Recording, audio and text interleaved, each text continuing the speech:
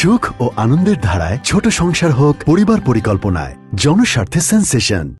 সরাসরি টেলিফোনে সফল গল্প স্মরণে প্রিয় তারকার সাথে তারকা কথনে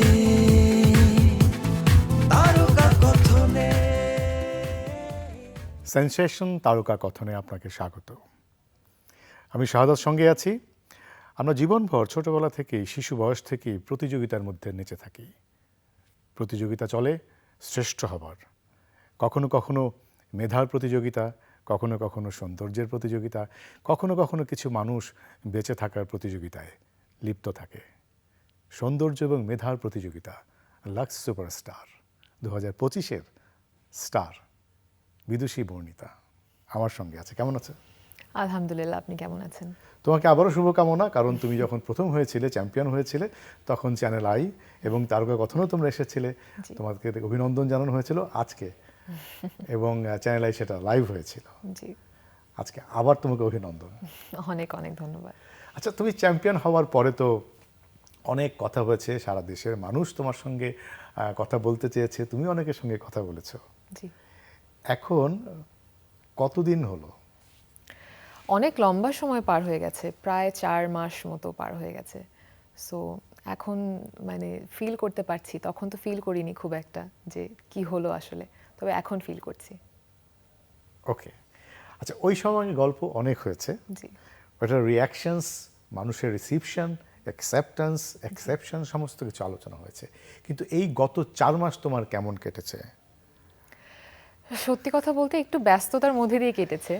আমার তো আগে জীবনে খালি পড়ালেখা বা টুকটাক নাচ গান অভিনয় এগুলোর মধ্যে দিয়ে চলতো, তবে এখন অনেক মানুষের সাথে দেখা হয়, অনেক মানুষের সাথে চলাফেরা করতে হয়, বা ইন্টারভিউয়ে যেতে হয় বা কাজ করতে হয়।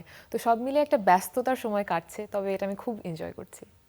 ব্যস্ততা, এখন ব্যস্ত মানে আমরা তো যখন চ্যাম্পিয়ন হতে চাই বা একটি মেধায় শ্রেষ্ঠ হতে চাই, সৌন্দর্যে শ্রেষ্ঠ হতে চাই, তো আলটিমেটলি তো কিছু চাহিদা বা কিছু চাওয়া থাকে। আমি মিডিয়ায় কাজ করব, মানুষের জন্য কাজ করব, মানুষ আমাকে চিনবে। তুমি তো এর ব্যতিক্রম নাও, তুমিও তো চাও মানুষ তোমাকে চিনবে। তো চেনার জন্য ধারাবাহিকভাবে আমাদের কাজ করে যেতে হয়। এখন তুমি কোন অঙ্গনে, কারণ তুমি নাচতে পারো, তুমি দেখতে সুন্দর, তুমি স্মার্ট, তুমি কর্পোরেট জব করলেও স্টার হতে পারবে, অভিনয় তো আছে, তুমি কোন সেক্টর বেশি কাজ করছো, করতে শুরু করেছো বা করতে চাচ্ছ? অভিনয়। আমি ছোটবেলা থেকে অভিনয়ের জায়গাটাকে অনেক ভালোবাসি এবং বাকি যা যা শিখেছি, নাচ গান, এগুলো অভিনয়ের জন্যই শেখা। মানে অভিনয়টাকে আমি কত ভালোভাবে মানুষের সামনে তুলে ধরতে পারবো, সেটার জন্য আমার সবকিছু শেখা। সো অভিনয়টাই আমার প্রিয় এখন জায়গা। কি অভিনয় করছো? এখন আমি একটা ওয়েব ফিল্মের কাজ করছি, যেটা আইস্ক্রিনে আসবে শিহাব শাহিন স্যারের সাথে। Very honoured. এত বড় সুযোগ হয়তো লাক্স ছাড়া আমি কবে পেতাম আমি জানি না। সো লাক্স এবং চ্যানেল আইয়ের জন্যই আমি পেয়েছি। সিনেমার নামটি বলবে? ওয়েব ফিল্মটার নাম হচ্ছে ক্যাফে আমব্রেলা। প্রিয় দর্শক, ক্যাফে আমব্রেলা দেখবেন আইস্ক্রিনে, বিদুষী বর্ণিতাকেও সেখানে দেখা যাবে। আচ্ছা, অ্যাপ্রিসিয়েশন তো আমরা সবসময় পাই এবং তুমি ধারাবাহিকভাবে অ্যাপ্রিসিয়েশন পাচ্ছ, কিন্তু জীবন তো আসলে শুধু ভালোর সঙ্গে নয়।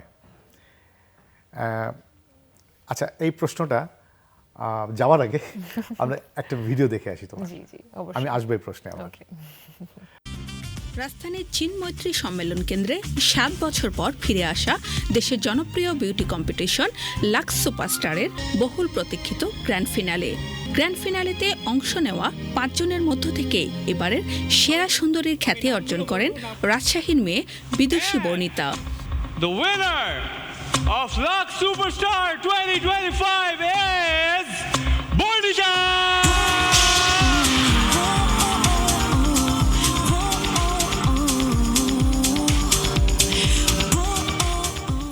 নির্ধারিত পুরস্কারের পাশাপাশি চ্যাম্পিয়নের জন্য বিশেষ আকর্ষণ ইমপ্রেস টেলিফিল্ম প্রযোজিত এবং রায়হান রাফি পরিচালিত সিনেমায় অভিনয়ের সুযোগ।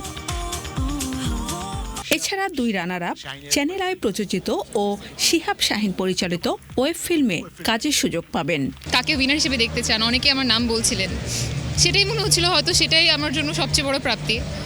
কিন্তু এখন হাতে এটা পেয়ে মনে হচ্ছে এটা শুধু একটা ট্রফি না, একটা অনেক বড় রেসপন্সিবিলিটি। কারণ মানুষের ভালোবাসায় মানুষের সাপোর্টে আমি এত দূরে এসেছি।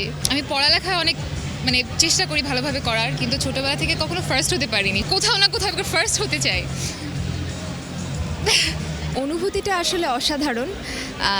কম্পিটিশন, একজন জিতবে একজন হারবে, এটাই স্বাভাবিক, কিন্তু পুরো জার্নিটা অনেক বেশি এনজয় করেছি, অনেক কিছু শিখতে পেরেছি। সব কিছু মিলিয়ে একটা খুব ভালো জার্নি আমি গিফট হিসেবে পেয়েছি and I am so grateful.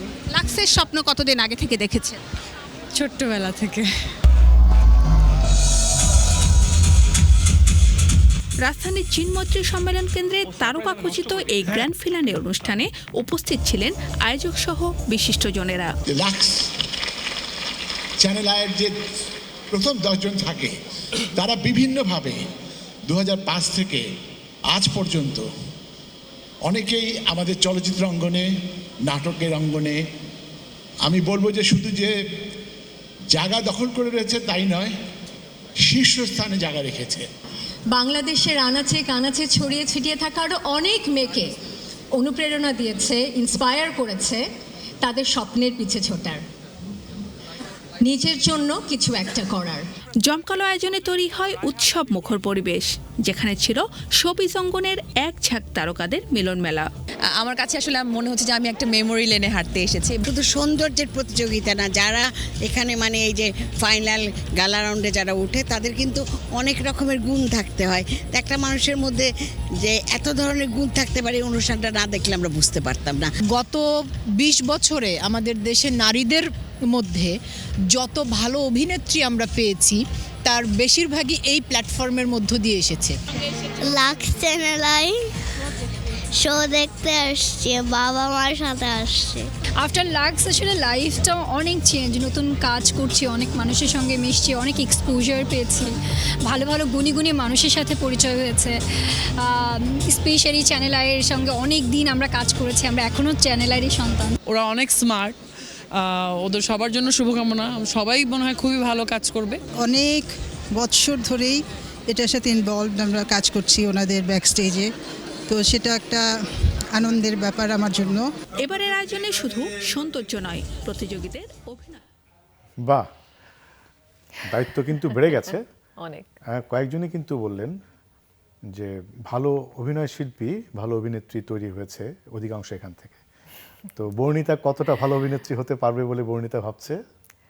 আসলে এটা একদমই আমার অডিয়েন্সের উপর, ওনারা যেভাবে আমাকে দেখবেন, রিসিভ করবেন এবং ভালোবাসবেন। আই থিঙ্ক আমি ওনাদের ভালোবাসা এবং অনুপ্রেরণা থেকে কাজগুলো করি, ওনাদের ভালোবাসার রেসপন্সে আমি আমার এফর্টটা দিই। সো সেই এফর্টটা ওভাবেই দিব। ফার্স্ট যখন তোমার নাম ঘোষণা হলো, ঠিক ওই মুহূর্তে, প্রথম সেকেন্ডে কোন মানুষটিকে তুমি দেখতে পেয়েছিলে? আমার মা। আমি স্টেজ থেকে 2 স্টেপ পরে আমার মা বসেছিলেন, তো পুরোটা সময় আমার মার দিকে তাকিয়েছিলাম, কিন্তু অ্যানাউন্সমেন্টের টাইমে অন্যদিকে একটু নজর গিয়েছে। তারপরে যখন মার দিকে তাকাই, অ্যানাউন্সমেন্টের আগের ওনার এক্সপ্রেশন আর অ্যানাউন্সমেন্টের পরে ওনার এক্সপ্রেশন একদমই আলাদা, এবং ওনার যে অনুভূতি এবং যে আকুতি চেহারায়, সেটা আমি জীবনে কখনো দেখিনি। তো এই ইমেজটা আমি জীবনে ভুলবো না। ওকে, বর্তমান সময়ে আসি। লাক্স সুপারস্টার হওয়ার পরে, চ্যাম্পিয়ন হওয়ার পরে তোমার জীবনে নতুন প্রেম এসেছে? পুরনো প্রেম চলে গেছে? পুরনো প্রেম আসলে মানুষ এটা বললে বিশ্বাস করে না, তবে মানব মানবীর প্রেমের কথা বলছি, প্রকৃতি কাজ এগুলো নয়। হ্যাঁ, আমি বুঝতে পেরেছি, কিন্তু মানুষ এটা বললে বিশ্বাস করে না। তবে আমি মার কথা বলছিলাম, মার কথা সূত্র ধরেই বলবো যে আমার মা সবসময় আমার ছায়ার মতো থাকেন, মানে অনেক প্রোটেক্টিভ একজন মানুষ, অনেক স্ট্রিক্ট একজন মানুষ। তো কেউ আমাকে অ্যাপ্রোচ করতে খুব ভয় পায়।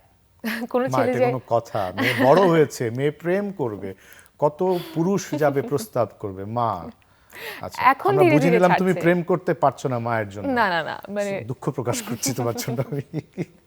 কিন্তু আমি নিজেও এখন খুব পড়ালেখা, কাজ নিয়ে ফোকাস। তো কারোর সাথে যদি প্রেম করি, তাকে তো সময় দিতে হবে, ওই সময়টা তাকে দিতে পারবো কিনা আসলে জানি না, সেজন্য। পরে রিহার্সালের নাম করে চলে আসবে, বলবে যে চ্যানেলে রিহার্সাল আছে, হ্যাঁ আমার নাম বলবে, সাদত ভাইয়ের সঙ্গে রিহার্সাল আছে, সিনেমার রিহার্সাল আছে, চলে আসবে। ঠিক আছে? আচ্ছা, তো প্রেমের, তোমার জীবনে প্রেমই এখন নেই? না, তুমি না। ওকে, তাহলে তো তৃতীয় প্রশ্নে আর আহারে। যেতে পারছি না, এবার আমার নিজের জন্যই দুঃখ প্রকাশ হচ্ছে। আচ্ছা সিনা, প্রপোজ করারও কেউ সুযোগ পায়নি? টেক্সটিং টেক্সটিং আমি সত্যি কথা বলতে আমি গত বছর প্রথম সোশ্যাল মিডিয়া খুলি, লাক্সের জন্যই খুলি। তার আগে আমার সোশ্যাল মিডিয়া হ্যান্ডেলও ছিল না। সো ওকে, অ্যাপ্রিসিয়েশন আমরা পাই, জি। চাই বলেই পাই, আবার শুধু অ্যাপ্রিসিয়েশন পাই তা না। এই লাক্স সুপারস্টার হওয়ার কারণে তোমাকে ঘৃণা করতে শুরু করেছে এমন কোনো মানুষ কি আছে বা যাদেরকে তুমি চেনো? চেনার মধ্যে তেমন নেই, থ্যাংক গড। কিন্তু থাকে না সোশ্যাল মিডিয়াতে অনেক মানুষ অনেক মানুষকে অনেকভাবে নেন, বা হয়তো আমাকে সবার পছন্দ হবে না, এটা স্বাভাবিক। তো এরকম সোশ্যাল মিডিয়াতেও অনেক মানুষ অনেক কথা বলেন। তবে আই এম ভেরি লাকি যে সেই মানুষগুলোর তুলনায় আমাকে যারা ভালোবাসেন তারা অনেক বেশি। না, বেশি তো বটে। ধরো যে একজন যদি থাকে, মানে সেটা বন্ধুদের মধ্যে হতে পারে, আত্মীয়দের মধ্যে হতে পারে, এই যে গেছে মডেল হয়ে, এই গেছে জীবনটা, এরকম কেউ কোনো ঘৃণা প্রকাশ করেনি? এটা তো থাকেই, মানুষের একটা পারসেপশন আছে আমাদের ইন্ডাস্ট্রির উপর, এই কাজটার উপর। তো এটা তো থেকেই যায়, অনেক মানুষ অনেকভাবে নেন এই জিনিসটাকে, অনেকে পছন্দ করেন না, বা অনেকে হয়তো মনে করেন যে মেয়ে এখন অন্য পথে চলে গেছে। তবে এটা আসলে এক একজনের এক এক রকম চিন্তাধারা, আমি সেটা বদলাতে পারবো না। সো তারা যদি এভাবে চিন্তাও করে, আমার মনে হয় এটা তাদের গণ্ডির মধ্যে তারা থাকুক, আমি আমার গণ্ডির মধ্যে কাজ করে যাই। কাজের জন্য অফার করেছে কোন ডিরেক্টর এখন পর্যন্ত? কাজের জন্য অফার বলতে এখনো সবাই হয়তো জানেন যে আমি যেহেতু লাক্স থেকে বের হয়েছি, লাক্সের কাজগুলো আগে করব। সো ওনারা হয়তো অপেক্ষা করছেন যে সামনে হয়তো এই কাজগুলো শেষ হলে একসাথে কাজ করা হবে। মডেলিং এর, হ্যাঁ, বিজ্ঞাপন আসলে লাক্সের বিজ্ঞাপনটাই তো মেইন, তো ওইটার উপরই এখন কাজ করছি। সুখ ও আনন্দের ধারায় ছোট সংসার হোক পরিবার পরিকল্পনায়, জনস্বার্থে সেন্সেশন। আচ্ছা, এখন তুমি কি অপেক্ষা করছো ডিরেক্টরদের কলে, নাকি ডিরেক্টরই তোমার জন্য অপেক্ষা করছে? আমি এটা আসলে জানি না, তবে আমি তো অপেক্ষায় আছি। আমি চাই যে ভালো ভালো কাজ করতে। অনেক প্রিয় ডিরেক্টররা আছেন আমার, তো তাদের সাথে কাজ করার সুযোগ পেলে আমি খুব ভালো। ডিরেক্টরদের নাম বলো। এখন একজনের নাম বললে অনেক আরেকজন মন খারাপ করতে পারে, কিন্তু আসলে বাংলাদেশে এত গুণী নির্মাতা করতে পারবে না, বলো। না, তা অবশ্যই। তবে বাংলাদেশে এত গুণী নির্মাতা আমি বলে শেষ করতে পারবো না, সত্যি কথা। আচ্ছা, সুপারস্টারদের মধ্যে তোমার পছন্দের নাম বলো। ওয়েল, শুরুতেই যেহেতু আমি শিহাব শাহিন স্যার এবং রায়হান রাফি স্যারের কাজ করতেই পারছি, তো ওনাদের নাম আর বলছি না। তবে ওনারা তো আছেন আমার একদম টপ ফেভারিট লিস্টে। তাছাড়া আমার মেজবার রহমান সুমনের কাজ খুব ভালো লাগে, উনি খুব ভালো কাজ করছেন ইদানিং। তানিম নূর স্যারের কাজ খুব ভালো লাগে আমার। একসময় আমরা, যদিও উনি এখন বেঁচে নেই, তবে হুমায়ুন আহমেদ স্যার যদি বেঁচে থাকতেন, আমার জীবনের সবচেয়ে বড় স্বপ্ন ছিল ছোটবেলায় যে ওনার কাজ করতে চাই। তবে সেই সুযোগটা হচ্ছে না, তবে উনি আমার টপ ফেভারিট ডিরেক্টর। আচ্ছা, সুপারস্টার শবনমকে তো চেনো? জি, অবশ্যই। তার জন্মদিন আজকে, তার জন্য শুভকামনা। তুমি চাইলে দর্শককে শুভেচ্ছা দিতে, তাকে শুভেচ্ছা দিতে। শবনম আপুর কাজ আমি অনেক দেখেছি, এবং ছোটবেলা থেকেই আসলে ওনার কাজ দেখে বড় হওয়া। আমি স্বপ্নও বুনতাম ওনার কাজ দেখে। সো ওনাকে অনেক শুভকামনা এবং শুভেচ্ছা। অনেক ভালো থাকবেন আপু। এরপরে বর্তমান নায়িকাদের কথা যদি বাদ দেই, আমি শবনম আপাদের পরে ওই ববিতা আপা, আমি তো ববিতা আপাকে ভালোবাসি একদম। আমি মানে, তুমি কাকে ভালোবাসো ওই সময়ের? যখন তোমার বাবাও কিশোর ছিল। বাবাও কিশোর ছিলেন ওই সময়। আসলে আপনি যেটা বললেন, কবরী ম্যাম, ববিতা ম্যাম, এনারা তো আছেনই। তাছাড়া আমার সুবর্ণা মোস্তফা ম্যামকে খুবই ভালো লাগে, আমার খুবই প্রিয় একজন মানুষ, ওনার পার্সোনালিটি, অভিনয় সবকিছু। মৌসুমী নাকি শাবনূর, কাকে বেশি পছন্দ করো? দুজনই অনেক সুন্দর এবং আমার অনেক প্রিয়। তবে ছোটবেলায় আমার মৌসুমী ম্যামের কাজগুলো খুব ভালো লাগতো। কিয়ামত থেকে কিয়ামত দেখার পর থেকে তো মানে। আচ্ছা বলো তো, ভালো অভিনেতাকে শাকিব খান নাকি নিশো? এটা আমি কি করে জাজ করব আসলে। আমার প্রিয় যদি আমাকে চুজ করতে হয়, এবং আমি অভিনয় দেখতে খুব পছন্দ করি, অনেক ধরনের ক্যারেক্টার করেন শাকিব খান ভাই, উনি তো একদম বাংলাদেশের সুপারস্টার। তবে ক্যারেক্টার আর্টিস্ট যদি আমি বলি, আফরান নিশো স্যার অনেক বড় ক্যারেক্টার আর্টিস্ট। তো ওনাকে আমার দুটো অপশন তোমাকে দিলাম, একটা সিনেমা করবে, অভিনয় করবে, কার সঙ্গে করতে চাও? একটা সিনেমা, শাকিব খান, নিশো, বলো। সত্যি কথা বলতে, যদি আমি সুযোগ পাই, আমার যদি সেই যোগ্যতা থাকে, দুজনের সাথে কাজ করতে আমার খুবই ভালো লাগে। তবে নিশো ভাইয়া যে ধরনের কাজগুলো করেন, উনি একটু ভিন্ন ধারণার কাজগুলো করেন, একটু গতানুগতিক ধারণার বাইরের কাজগুলো করেন। সো আমার ওগুলো খুব ভালো লাগে। সো যদি শুরু করছে, ওনার সাথে করতে পারলে খুবই ভালো লাগবে। এই মুহূর্তে যদি শাকিব খানের একটি ছবিতে অফার আসে, কি হ্যাঁ না নাকি না?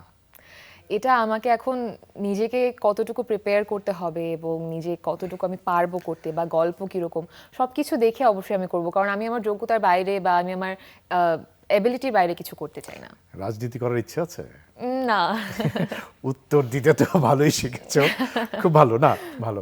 আচ্ছা, আমরা অভিনয় শিল্পী অত প্রস্তুতির কথা বলি, তুমিও যে বললে যে তোমাকে প্রিপেয়ার, তুমি মানে আর কি ধরনের প্রস্তুতি তোমার প্রয়োজন? তুমি তো প্রস্তুত, তুমি যদি প্রস্তুত না হতে তাহলে তো চ্যাম্পিয়ন হতে পারতে না। তুমি তো একটা লম্বা মেথড, একটা প্রসেসের মধ্য দিয়েই তোমার প্রস্তুতিটা আছে। তো এখন তো তুমি শুধু ঝটপট ঝটপট কাজ করবে, কল পাবে, তুমি স্ক্রিপ্ট পাবে, ক্যারেক্টার পাবে, এটাই তো না। আর কি প্রস্তুতি আছে? মানে শাকিব খানের সঙ্গে কাজের জন্য তুমি প্রস্তুতির কথা বলেছো, আর কি প্রস্তুতি বাকি আছে তোমার? আপনি নিজেও যেহেতু একজন শিল্পী, আপনি নিশ্চয়ই এটা জানেন যে শিল্পীদের আসলে শেখা বা প্রস্তুতি নেওয়া কখনো শেষ হয় না। মানে আমাকে সবাই এটা বলেন, আমার মেন্টররা যারা আছেন, যে কখনো শেষ নেই শেখার। সো আমার মনে হয় আমার শেখার এখন পথ পুরোটাই বাকি। আমি যতটুকু এসেছি, হয়তো যতটুকু পারতাম বা শিখেছি তা থেকে এসেছি, তবে যেই পথটা পাড়ি দিতে হবে তার জন্য আমার অভিনয় আরও ভালো করে দক্ষ হতে হবে অভিনয় করার ফিল্ডে। তাছাড়া আর যত কিছু আছে, নাচ গান বলি বা অভিনয়ের জন্য যা যা লাগে, সব কিছু মিলিয়ে আমার মনে হয় আমাকে আরও অনেক বেশি প্রস্তুত হতে হবে, আরও অনেক শিখতে হবে। তুমি ঘোড়া চড়তে পারো? না, কখনো চড়া হয়নি। আমরা একটা সিনেমা করছি, ওখানে 100 সুন্দরী নারী একসঙ্গে 100 ঘোড়ায় করে যাবে, একদম সামনে সাদা ঘোড়ার। তোমার মতো মানে সুন্দর নারী আমাদের খুব প্রয়োজন। বলো, ঘোড়ায় চড়া কতদিনে শিখবে তুমি? আমাকে বললে আমি একদম একদিনে। একদিনে? আমি পরে আমাদেরকে বলতে হবে ঘোড়ায় চড়ি আমার হাঁটিয়া চলিও। আচ্ছা, তুমি কি নাচতে পারো? নাচো তুমি? জি। নাচ শিখেছো, তাহলে তো তোমার সকল প্রস্তুতি আছে। দীর্ঘ সময় নাচ শেখা হয়েছে। আমি মুনমুন আহমেদ ম্যামের কাছে কাথাক শিখেছি অনেকটা সময়। তুমি ঘসিটি বেগম চরিত্রটা সম্পর্কে জানো? অবশ্যই। ঘসিটির মধ্যে হাসতে পারো? অবশ্যই। আমি একটু নরম মনের মানুষ, ওনার মতো হয়তো হাসতে পারবো না, কিন্তু উনি তো নরম। আচ্ছা, ঘসিটি বেগমের মতো করে তুমি হাসো না একটু? ওনার পার্সোনালিটি তো কখনো দেখা হয়নি, সো কিভাবে হাসবো ওভাবে? উনি হয়তো একটু। তুমি কত ধরনের হাসি হাসতে পারো বলো? কত ধরনের? প্রযোজকের একটা ডিমান্ড আছে, বুঝতে পারছো? আচ্ছা, টকটাকে বলছে কত ধরনের হাসি? হ্যাঁ, শাকচুন্নির হাসি আছে না? শাকচুন্নির হাসি হাসো। দর্শক, এখন বর্ণিতা শাকচুন্নির হাসি আবার হাসবে, সেনসেশন তারকা কথনে। হাসো। হয়নি। আপনি হাসতে পারবেন? আপনি খুব ভালো পারবেন। তুমি বলো। তুমি এরকম এটা তুমি কপি করো। দারুণ। তুমি প্রথম তোমার প্রেমিকের সঙ্গে দেখা হওয়ার সময়টা মনে আছে? প্রথম প্রেমিককে দেখে হেসেছিলে কিভাবে, মনে আছে? আমি যদি এখন বলি আমি সেভাবে প্রেম করিনি, বিশ্বাস করবে কেউ? অবশ্যই বিশ্বাস করবো না, আমি তো করবো না। প্রিয় দর্শক, আপনি বিশ্বাস করবেন কিনা আপনার উপর ছেড়ে দিলাম। কিন্তু এটা আসলে আমি দর্শককেও জিজ্ঞেস করতে চাই যে আপনাদের মধ্যেও কেউ নেই যে আমার মতো, যে পরিবার থেকে খুব রেস্ট্রিকশন বা মা খুব সাথে সাথে থাকতেন, যারা কখনো প্রেম করেনি? নিশ্চয়ই আছে, আপনারা জানাবেন, সত্যি কথা কমেন্টে জানাবেন যারা যারা প্রেম করেনি, কারণ আমার এরকম সাপোর্টার দরকার। কেউ বিশ্বাস করতে চায় না। শোনো, একটা অনানুষ্ঠানিক একটা অডিশন নাই আজকে তোমার? আমি জি অবশ্যই। ধরো আমি তোমার প্রেমিক, আমি তোমার প্রেম নিবেদন করলাম। বর্ণিতা, আমি তোমাকে ভালোবাসি, আমি তোমার হাত ধরলাম, এবার তোমার হাসি বা তোমার উত্তরটি দাও। থাকতে হবে কিন্তু আমার সঙ্গে চিরদিন। বলো। আচ্ছা, উত্তরটা কি, কিভাবে, হাসিটা কি? উত্তরটা কি? না, ক্যারেক্টার উত্তর তো হ্যাঁ, স্ক্রিপ্টে ইট ইজ ইয়েস। জি আচ্ছা, স্ক্রিপ্টে ইট ইজ ইয়েস। হ্যাঁ, আমি তো তোমার বাবার কলিগ ছিলাম, I can not offer you. বলো। আচ্ছা, আপনি বলেন, তারপর আমি রিপ্লাই দিই। Barnita, ji, I just love you. আমাকে কতটা চিনো? চিন্তিত চাই। শুধু চিনলে কি ভালোবাসা হয়ে যায়? ভালোবাসতে চেনা যায়। তাহলে আমাকে চিনতে হলে, ভালোবাসতে হলে আমার সাথে থাকতে হবে। আমি তাই তো চাই। আচ্ছা, আমি বর্ণিতার সঙ্গে থাকতে চাই, কিন্তু কতদিন থাকতে হবে, কোথায় থাকতে হবে বলো? অনেকটা লম্বা সময় ধরে আমার সাথে সবকিছু করে, সব জায়গায় যে সব জায়গা আমি যেটা বলতে চাচ্ছি, আমার সাথে বই পড়তে হবে, আমার সাথে মুভি দেখতে হবে, আচ্ছা, আমার সাথে আচ্ছা, ক্যাফেতে যেতে হবে। কি বই পড়তে হবে বলো? আমার তো অনেক ধরনের বই পছন্দ। আমার হুমায়ুন আহমেদ স্যারের বই অনেক পছন্দ, ওনার প্রায় জীবনের প্রথম বই কি তোমার বলো? জীবনের প্রথম বই দি অ্যালকেমিস্ট, পাওলো কোয়েলহোর। আমাকে প্রশ্ন করো এই প্রশ্নটা। আপনার জীবনের প্রথম বই? আদর্শ লিপি। সত্যি কথা বলতে জীবনের প্রথম বই তো সরেও সরেয়া ক খ। হ্যাঁ, আদর্শ লিপি। সবারই, ঊর্ধ্বমুখী পথ চলে। হ্যাঁ। তাহলে আমার উত্তরটা সঠিক হলো, সত্য হলো। তোমার তথ্যটা কিছুটা বিভ্রান্ত। আচ্ছা,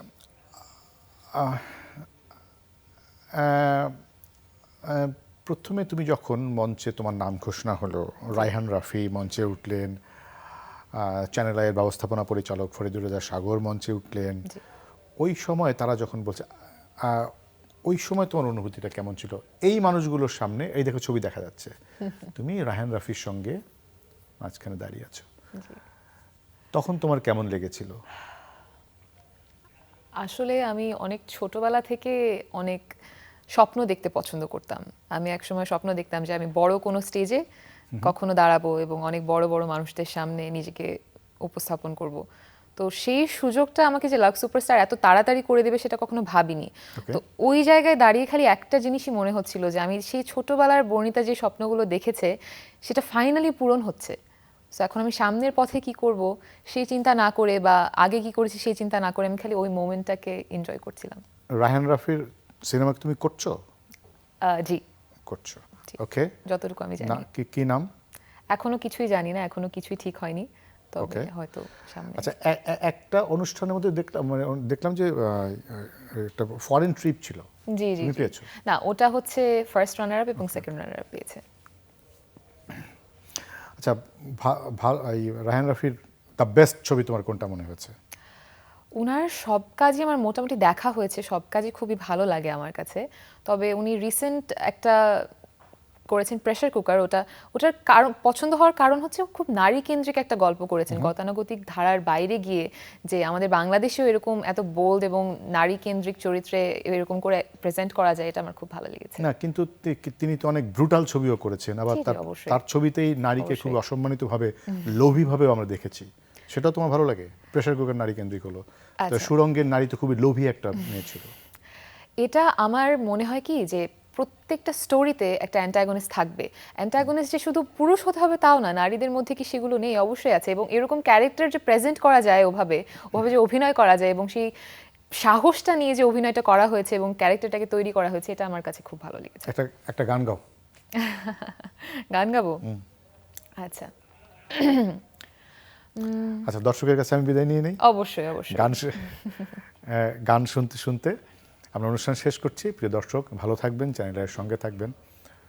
তোমার সময় 3 মিনিট। বিদায়। বিধুর বিকল হয়ে খেপা পবনে ফাগুন করিছে হাহা ফুলের বনে, আমি যত বলি তবে এবার যে যেতে হবে, দুয়ারে দাঁড়ায় বলে না না না, ও যে মানে না মানা।